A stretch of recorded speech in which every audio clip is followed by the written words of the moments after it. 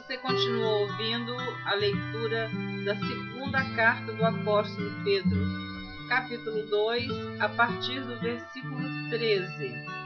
Se você acompanhou a leitura anterior, que foi o capítulo 1 e o capítulo 2 até o versículo 12, agora você vai ouvir a leitura do capítulo 2 da segunda carta do apóstolo Pedro, a partir do versículo 13. Eu gosto de deixar bem explicado para que você não perca a continuação desta leitura, que diz assim: recebendo o galardão da injustiça, pois que tais homens têm prazer nos deleites cotidianos, nódoas são eles, e máculas, deleitando-se em seus enganos, quando se branqueteiam convosco, tendo os olhos cheios de adultério e não cessando de pecar, engodando as almas inconstantes,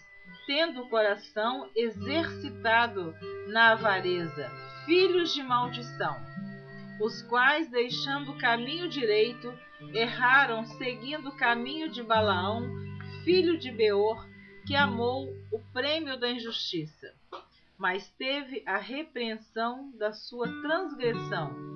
O mudo jumento, falando com voz humana, impediu a loucura do profeta. Estes são fontes sem água, nuvens levada pela força do vento, para os quais a escuridão das trevas eternamente se reserva. Porque, falando coisas muito arrogantes de vaidades, engodam com as concupiscências da carne, e com dissoluções aqueles que se estavam afastando dos que andam em erro, prometendo-lhes liberdade, sendo eles mesmos servos da corrupção, porque de quem alguém é vencido, do tal faz-se também servo.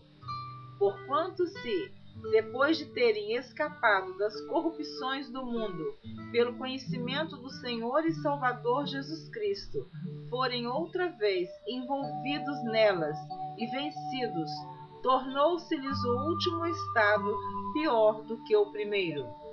Porque melhor lhes fora não conhecerem o mundo da justiça do que, conhecendo-o, desviarem-se do santo mandamento que lhes fora dado.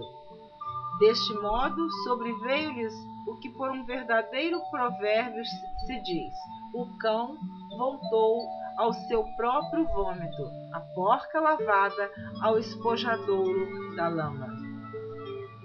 A vinda do Senhor. Capítulo 3.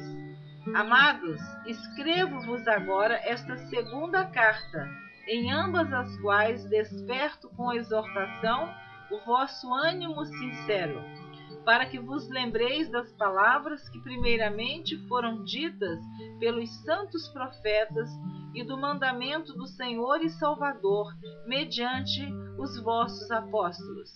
Sabendo primeiro isto, que nos últimos dias virão escarnecedores, andando segundo as suas próprias concupiscências, e dizendo: onde está a promessa da sua vinda?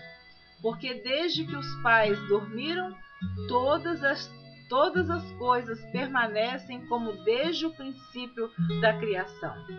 Eles voluntariamente ignoram isto, que pela palavra de Deus, já desde a antiguidade, existiram os céus e a terra, que foi tirada da água e no meio da água subsiste, pelas quais coisas pereceu o mundo de então, coberto com as águas do dilúvio. Mas os céus e a terra, que agora existem, pela mesma palavra se reservam como tesouro e se guardam para o fogo até o dia do juízo e da perdição dos homens ímpios. Mas, amados, não ignoreis uma coisa, que um dia para o Senhor é como 1000 anos, e 1000 anos como um dia. O Senhor não retarda a sua promessa, ainda que alguns a tenham por tardia, mas é longânimo para convosco, não querendo que alguns se percam, senão que todos venham a arrepender-se.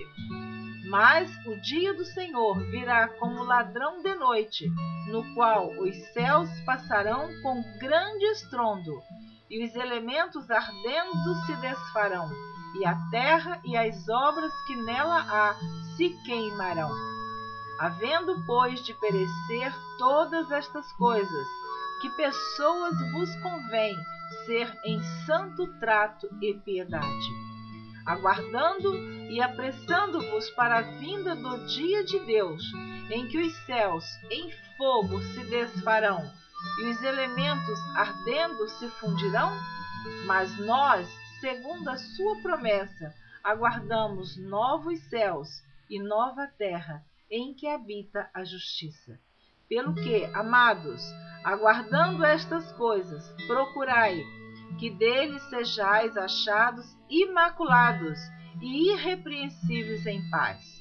E tende por salvação a longanimidade de nosso Senhor, como também o nosso amado irmão Paulo vos escreveu segundo a sabedoria que lhe foi dada.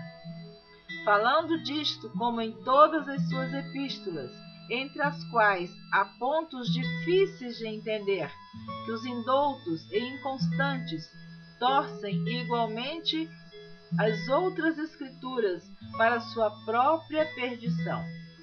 Vós, portanto, amados, sabendo isto de antemão, guardai-vos de que pelo engano dos homens abomináveis sejais juntamente arrebatados e descaiais da vossa firmeza. Antes crescei na graça e conhecimento de nosso Senhor e Salvador Jesus Cristo. A Ele seja dada a glória, assim como no dia da eternidade. Amém.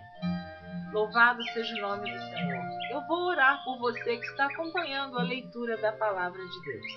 Deus tem uma grande bênção para a sua vida, porque Ele está vendo, Ele está sabendo do seu interesse em conhecer esta verdade. Senhor, nosso Deus, nosso Pai. Senhor, eu quero agora abençoar a todas as pessoas que estão acompanhando a leitura da Tua Palavra. Senhor, aqueles que já ouviram a leitura do livro de Apocalipse, aqueles que já ouviram a leitura do Evangelho de Mateus, a leitura do livro de Jó, a carta aos Gálatas, as cartas do apóstolo João, primeira, segunda e terceira carta, e agora a primeira carta e a segunda do apóstolo Pedro. Ó Deus, que milhares de pessoas, através da leitura desta palavra, venham a conhecer e reconhecer que Jesus Cristo, o Teu Filho, é o Salvador e Senhor. E que um dia este mundo será verdadeiramente destruído.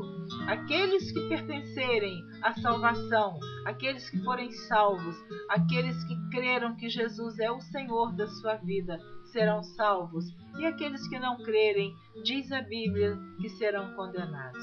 Senhor, eu te peço, em nome de Jesus Cristo, que esta leitura venha trazer salvação, libertação, cura, consolo, ânimo, esperança para todos os ouvintes da Tua Palavra.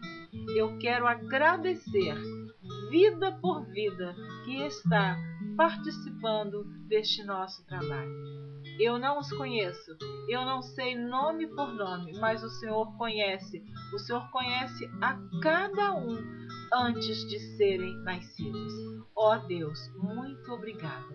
Abençoa e salva, liberta e transforma neste momento vidas que estão acompanhando esta leitura. Amém.